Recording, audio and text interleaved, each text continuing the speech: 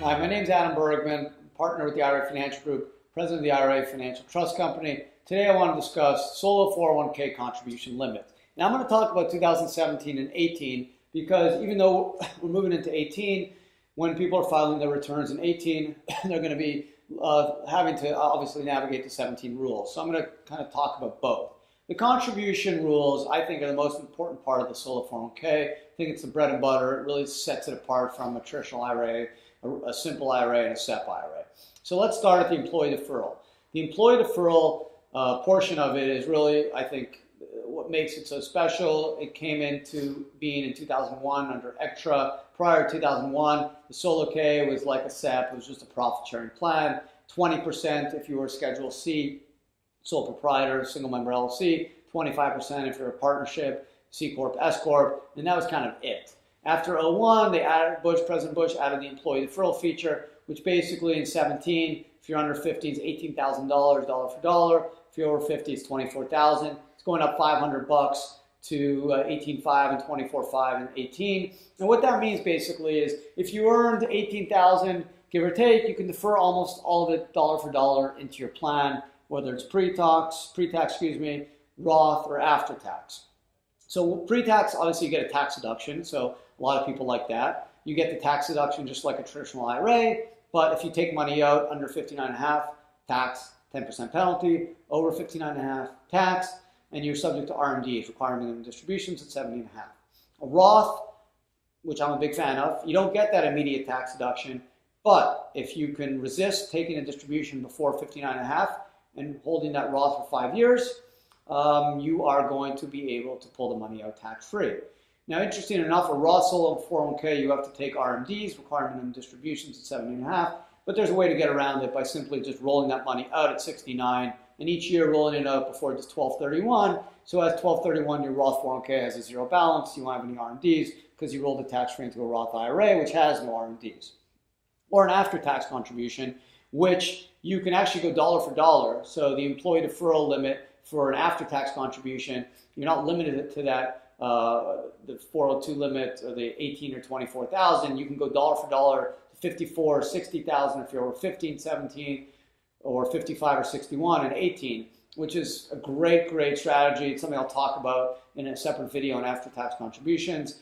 But essentially, it kind of mirrors the employee deferral. The only difference is with after tax, you can immediately convert it and roll it out to a Roth IRA because you're not subject to any of the triggering event rules. This is not considered an employee deferral.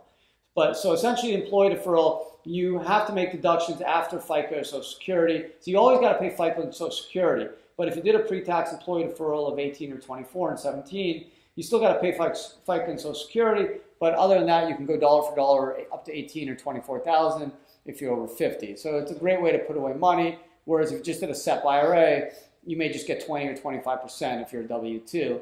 You don't get that dollar for dollar. Plus, the solo K, like a SEP, also has that employer profit sharing contribution, which I call the second feature. The first component is the employee deferral. The second is the employer profit sharing. Now, it's called profit sharing, but it's really just a percentage of your salary. It's not anything to do with the profit of the business. So you can have a business that makes $3 million profit, but if your W-2 is only 100 grand, the 20 or 25% max is only off your 100 grand. So that, along with your employee deferral, cannot go above 54 or 60 in 2017 if you're over 50, or 55,000 or 61,000 and 18 if you're over 50. So let's run some numbers.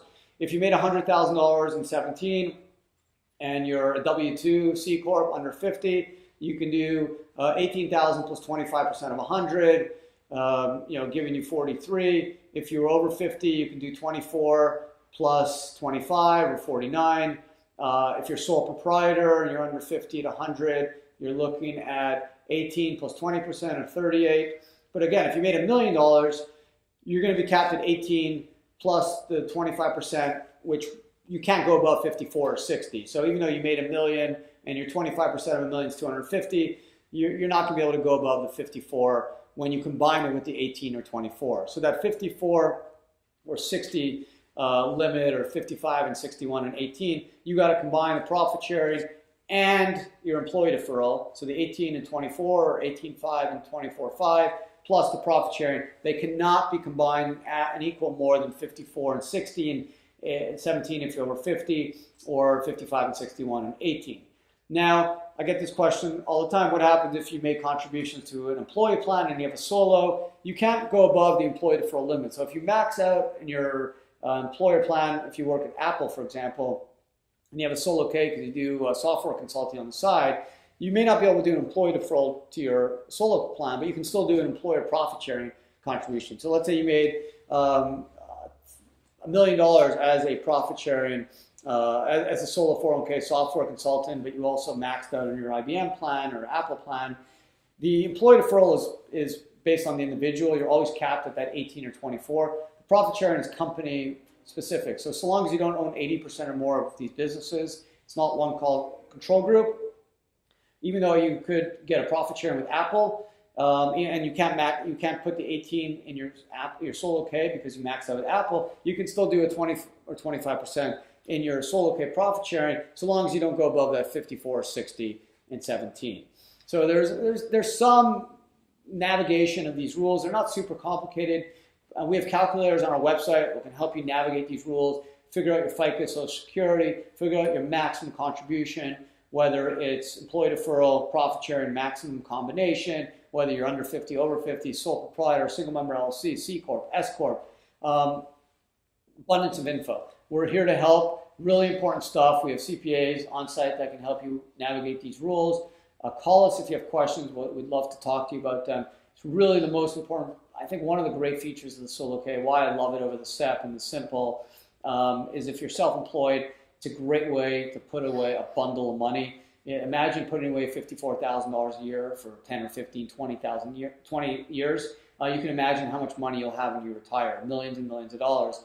Even if you just invested in regular stocks, you're gonna average probably around 8% or so over a 40, 50-year investment lifetime. So you have a lot of money. And if your investments double every 8 years, you can imagine how much that 50, 54, 60, 61,000 will be when you retire. So take advantage of it. It's great whether you're a doctor, lawyer, or real estate agent. As long as, again, you're eligible, you have a business, sole proprietor, and you have no full-time employees other than the owners or spouses, you need to look at the Solo K. It's far superior than the SEP IRA because of the employee deferral feature, which I just explained. Call us to learn more, 800-472-0646. Email me directly if you have questions, AdamB@IRAFinancialGroup.com, A-D-A-M, B as in Bergman, AdamB@IRAFinancialGroup.com. Thanks again for watching.